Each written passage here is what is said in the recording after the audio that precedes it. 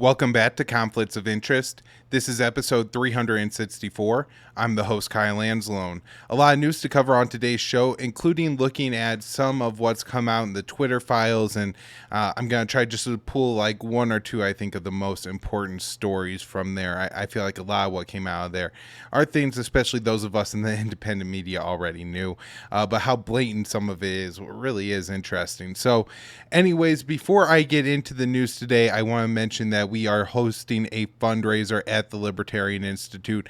So if you'd like to, help support the writing that I'm doing, this show, and also everything else going on at the Institute, books, podcasts, articles, so many great writers of the libertarian movement are publishing there. And so head on over and help us out. And I just have a quick word from our founder, Scott Horton, on why you should support.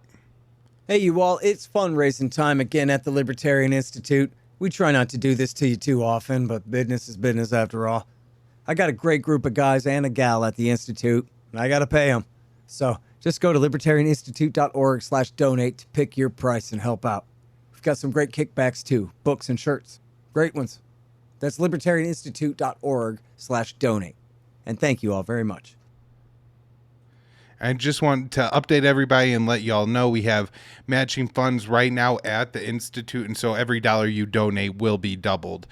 So really head on over, help us out, particularly this week, help us meet our fundraising goal, and we could just, talk show news, and let's get into it.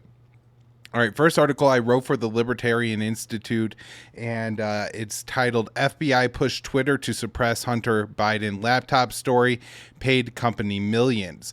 The intelligence community has worked to ensure Twitter would quash the New York Post report on Hunter Biden's laptop. The new internal documents released by Twitter show the company received over $3 million from the FBI in the run-up to the 2020 election. Michael Schallenberger released several documents in a thread titled Twitter Files Part 7. The internal files show how the intelligence community sought to influence the company. And so just, real quick, there's been 7 parts of the Twitter files with, I think, some like kind of addendums to different parts. Matt Taibbi, Barry Weiss, and I believe Schellenberger are the 3 journalists who have contributed so far. They have, received access to these documents from Twitter and have been working to publish them. Obviously, Taibbi is somebody I'm a big fan of. I think he's an excellent journalist. I know people like to, point to things in his past. Everybody learning things in their youth are things like that, different issues that maybe Taibbi had. But, currently he is a great journalist, and I think most of the smears against him are pretty empty anyways. And then, of course, people talk about Barry Weiss, and look, I think it could be summed up with, calling Tulsi an Assad toady. Like, she really does walk the U.S. foreign policy establishment line on a lot of issues, and, even more so on some like Israel. However, she is sometimes a little bit more less offensive, I guess. And so her parts of the Twitter files I haven't found very interesting or anything like that, but she has contributed, and I'm sure that given that these other journalists have access, Barry Weiss isn't doing anything too sketchy on her end, although I don't know. I do trust, again, Taibbi a little bit more than the other two. So one of the FBI's goals was to censor content on the platform. High-ranking Twitter employees attended conferences with representatives from the intelligence community. At meetings, the executives were primed to believe Russia would use the platform to influence the 2020 election. However, documents released by Schellenberger showed Twitter repeatedly told the FBI they had no evidence of any Russian interference. A June 26, 2020 email from Twitter exec Yoel Roth said, "We don't at this time have any clear indication that the accounts are of foreign origin." After the New York Post dropped the Hunter Biden laptop story, Twitter officials concluded that the story did not violate the platform's policies. One employee, James Baker, who previously worked with the FBI, pushed the company to determine that the Hunter Biden emails were hacked. Baker lacked proof of the assertion. It was later confirmed the emails were authentic and not stolen. Twitter would go on to prohibit users from even sharing a link to the article via direct messages. This story exposed corruption within the Biden family in the weeks before the 2020 election.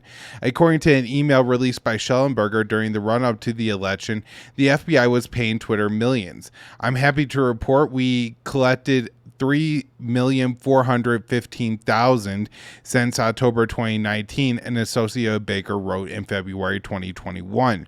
In addition to seeking to censor undesirable news, the FBI also sought to conduct warrantless searches on Twitter users. In August 2022, Twitter execs prepared for a meeting with the FBI, whose goal was to convince us to produce more FBI EDRs. Schellenberg tweeted, EDRs are emergency disclosure requests, a warrantless search.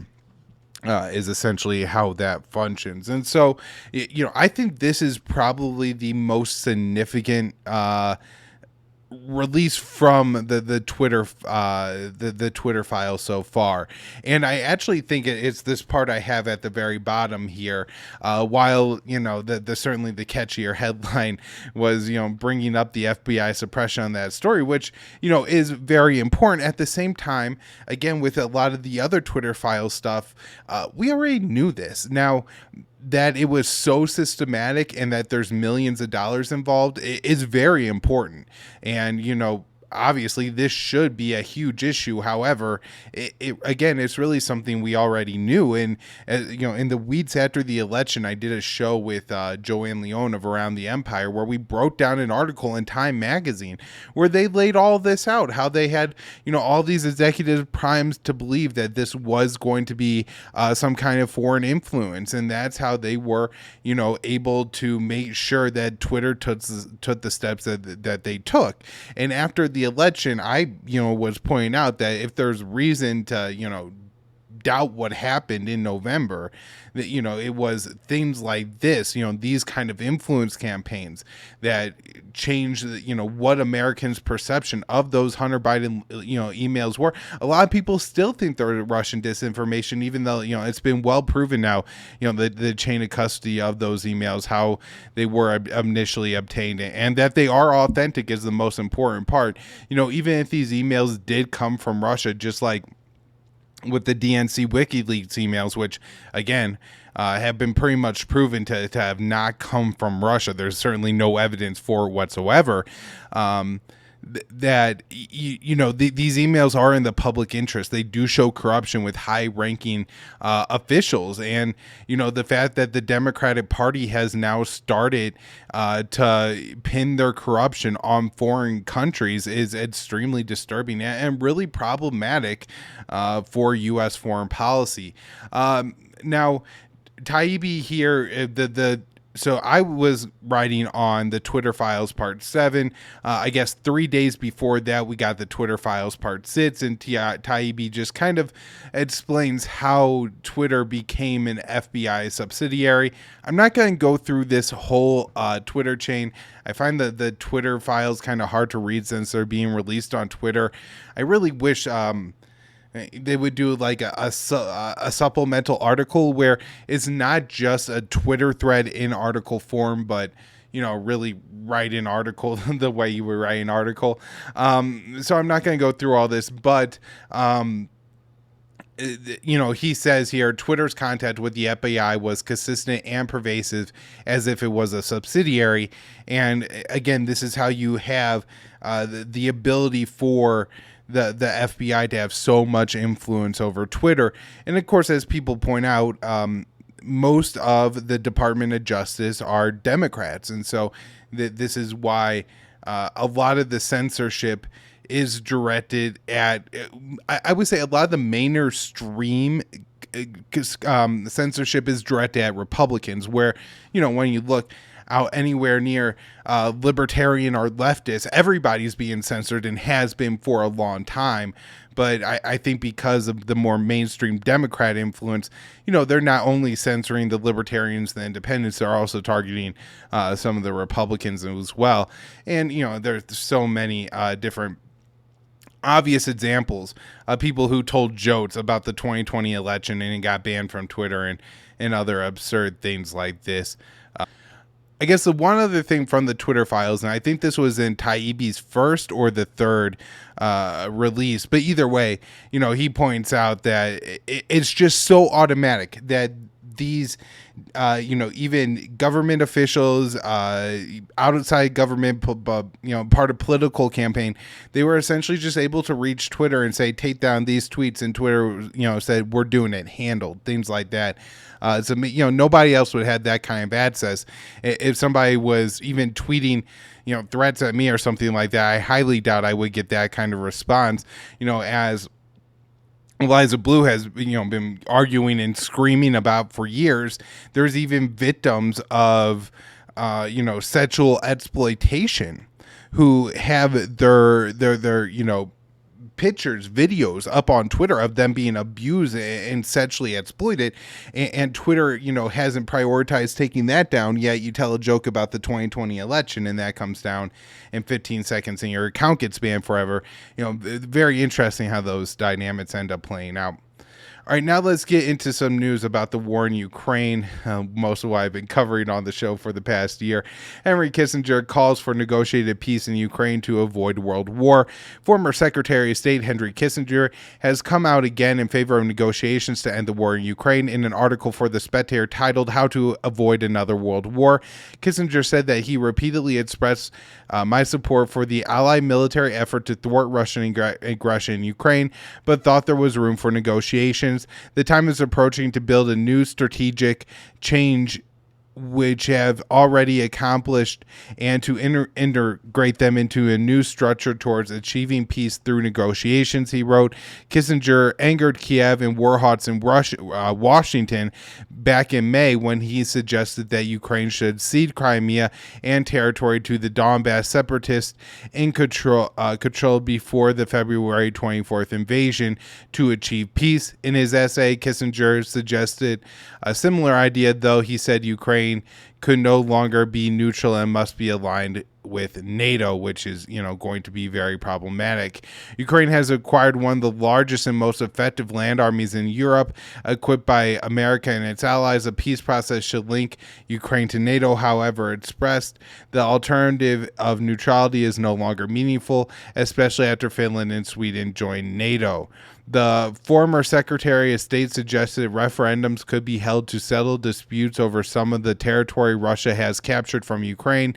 If the pre-war dividing line between Ukraine and Russia cannot be achieved by combat or negotiations, recourse to the principle of self-determination could be explored.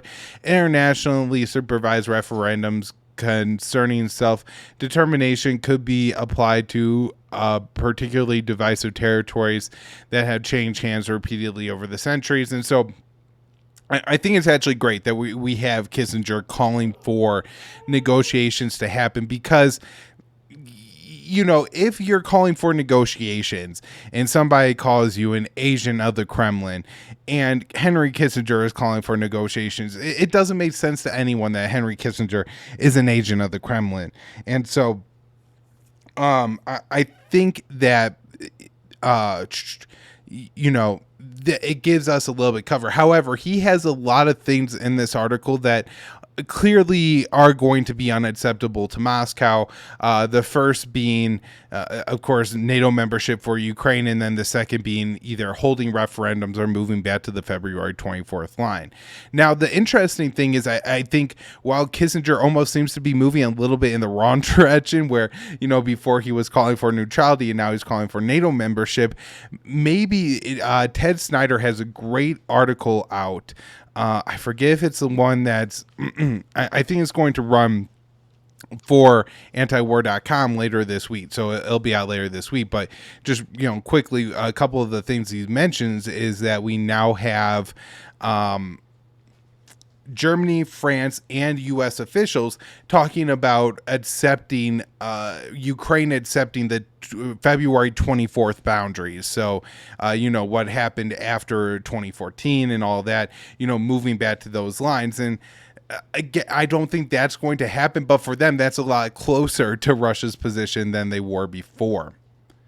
All right, so attacks continue to go on in Russia, although these are in the Grado regions that is closer to the Ukrainian border, so probably a little bit less provocative of a region of Russia to attack than, say, the air bases deep within Russian territory and, that house Russia's strategic assets. However, this actually, I think, that Russia's, I think, accusing the U.S. of using the HIMARS in this attack. There's another attack I'll get to in a second. One killed in Ukrainian shelling of Russia's Belgorod region. One civilian was killed and 8 people were wounded on when a poultry farm was damaged in Ukrainian shelling in Russia's Belgorod region. The governor said on Sunday 1 person died, and it is known that the man came to us from Tambrov and worked on a contractor on a construction of a poultry farm. The governor of the region wrote on Telegram. The region borders Ukraine and has come under attack throughout the war. Sunday's shelling came after the Times reported that the Pentagon now tacitly bans Ukrainian strikes inside Russian territory, although there is no indication U.S. weapons were used in this particular attack. Okay, so no U.S. weapons used here. Now we have, let's see, Russian military says it intercepted U.S. missiles shot down over Western Russia. Okay, so here's the article where Dave goes over the U.S. weapons being used inside of Russian territory, and this is from December 19th at antiwar.com. The Russian military on Monday said that 4 U.S.-made AGM-88 HARM anti-radar missiles were intercepted over Belgorod, an oblast in Western Russia that borders Ukraine. So the same region of Russia, but this is a separate incident. The HARMs are air-to-surface missiles that are designed to hone in on electronic signals emitted by radar systems. The Pentagon revealed in August that it began providing Ukraine with the anti-radar missiles and said they could be fired by Ukrainian aircraft in the airspace of the Belgorod region. 4 American HARM anti-radar missiles were shot down, a Russian Defense Ministry spokesperson said, according to the Russian TASS news agency. The region has come under attack throughout the war, including on Sunday, when the governor said 1 person was killed. So I think it's worth talking about for a minute here that you have this attack, and again, this attack likely doesn't seem to have happened with an American weapon, but you now have Ukraine firing American weapons into the same region. But you have an attack on a poultry farm, not wholly unlike, the attack in Poland, and you don't, at least I haven't heard Russia talking about starting to attack Poland or other NATO members, fortunately, at this point. But you do wonder how long it's going to be until the hardliners in Russia start to really push that. And when, Putin may adopt that policy and really expand this war if Russia is being heavily targeted by American-made weapons. And again, who knows how involved exactly the Americans are in this. Are they helping Ukraine pick targets? Are they approving targets within Russia? Are they helping train the Ukrainian pilots to fire these weapons? Are they, are American soldiers, helping to equip or make sure that, the missiles are ready to go within Ukraine? We know that there's U.S. troops there that are supposed to be inspecting, but, exactly how far does their role go in inspection and actually making sure this is equipped? And then I'm not sure with the harm, but, Russia has accused the U.S. of providing Ukraine with satellite assistance for targeting and things like that. Now I want to move on and discuss this story. Russia, Belarus agreed to strengthen military cooperation during Putin's visit to Minsk. Russian President Vladimir Putin on Monday visited Minsk for the first time since 2019 to meet with Belarusian President Lukashenko, and the two leaders agreed to strengthen military and economic cooperation. Putin said that Moscow and Minsk would continue their joint military drills, which increased since October when Russia deployed a force of about 9,000 troops to Belarus to help secure the country's border. Joint military planning is ongoing within the framework of implementing the common military doctrine of Russia and Belarus, Putin said. Lukashenko allowed Putin to launch a part of his initial invasion of Ukraine from Belarusian territory, but Belarusian forces never entered the fighting. Putin's troops to Minsk stirred rumors that Russia was looking to bring Belarus into the war, but the Kremlin rejected the idea, calling the speculation groundless fabrications. Lukashenko drew much closer to Putin after the US and EU rejected the results of the 2020 Belarusian elections, which saw Belarusian leaders secure another term. After the election, the US and EU threw their support behind Lukashenko's opposition and imposed more sanctions on Belarus. Belarus has been targeted by the same sanctions Russia has hit since the invasion of Ukraine. Putin and the two countries were working together to counter the Western sanctions. We are countering together the sanctions pressure from unfriendly states and attempt to isolate Russia and Belarus on the global market. We are coordinating steps to mitigate the impact of unlawful restriction measures on the economy of our countries. We are doing this fairly confidently and effectively. Putin previously said that Western sanctions have sped up the unification process of Russia and Belarus as the two countries were to implement a 1997 integration treaty. Under the treaty known as the Union State, Russia and Belarus will remain separate sovereign states, but the people living in each country would get citizenship for the other and would be able to travel freely, and their economies would become more integrated. Lukashenko said Russia and Belarus made significant progress on almost all Union state projects, but added that there was much work to do. Belarusian and Russian specialists have done a lot to implement the Union programs, and we are approved with Vladimir Putin. Certain progress has been made in practically all spheres, but so far everything has worked out, and this is holding back our development. So, this is kind of proving that the U.S. campaign really isn't working. Russia has found a lot of outlets, especially when we're looking at Belarus and then the Shanghai Cooperation Organization. Well over half the population of the world is still within the Russian orbit and still, willing to do economic trade with Russia in spite of the U.S. sanctions. Now, it has cost Russia some, the sanctions, and it has cost Europe and the West a lot too. All right, I'm going to move on, and I got a story on Somalia too, but a couple stories here on China. State Department launches new China House office to focus on Beijing policy. The State Department on Friday announced a new office to coordinate China policy known as the China House. In the Biden administration, it's the latest effort focused on Beijing.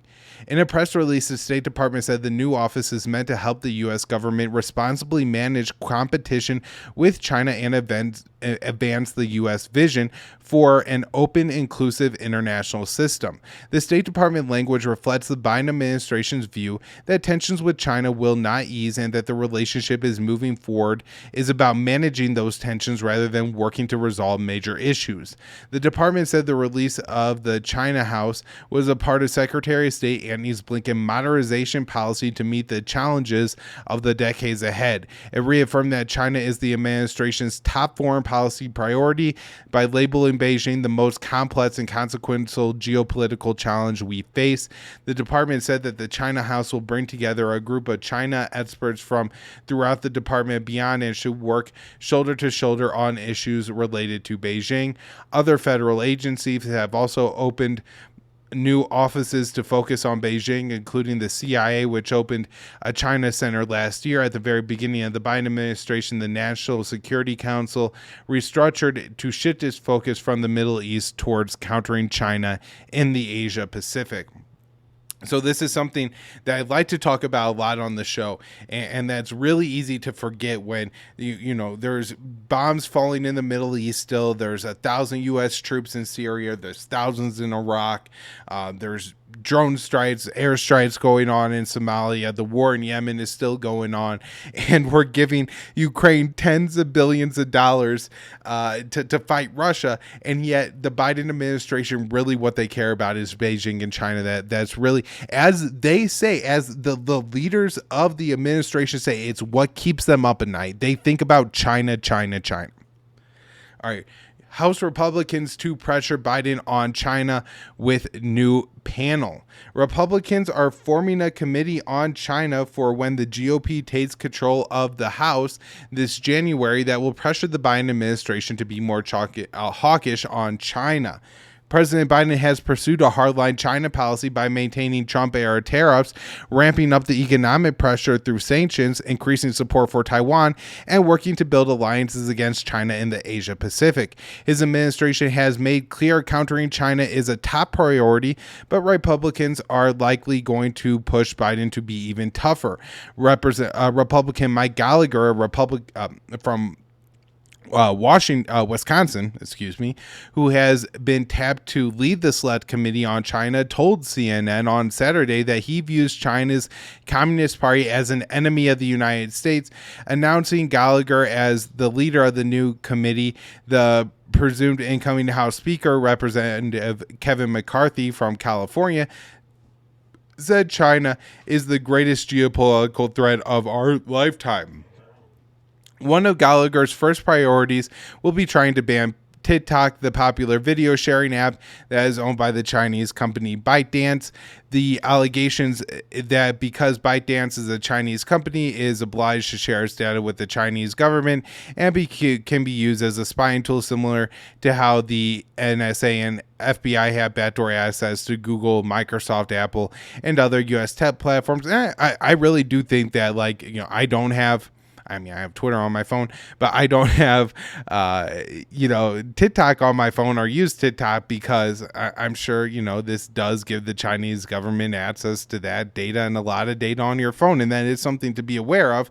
However, I do think it's probably a bigger threat to have, a social networking app like Twitter or Facebook on your phone, actually, because, or Google, Apple, Microsoft, things like this on your phone, because the FBI and NSA having backdoor access to these, the chances are, as an American, you're going to have interaction with the FBI and American law enforcement far more likely than you're going to in any way interact with the Chinese government. So, I think the bans are a little bit silly, but maybe.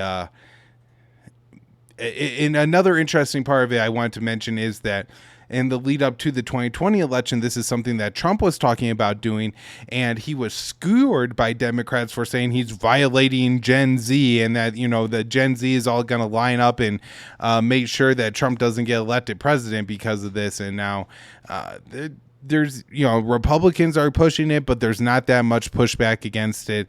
And I think that some Democrats are even on board with some of this stuff. So we'll find out with the omnibus bill, though. I think that's where we're going to maybe have a federal decree on the issue with government phones.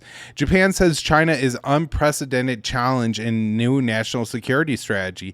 Japan released a new military strategy on Friday that labeled China as an unprecedented challenge and outlined major overhaul of Japan's military that marks the biggest shift away from Tokyo's post-World War II policy of pacifism.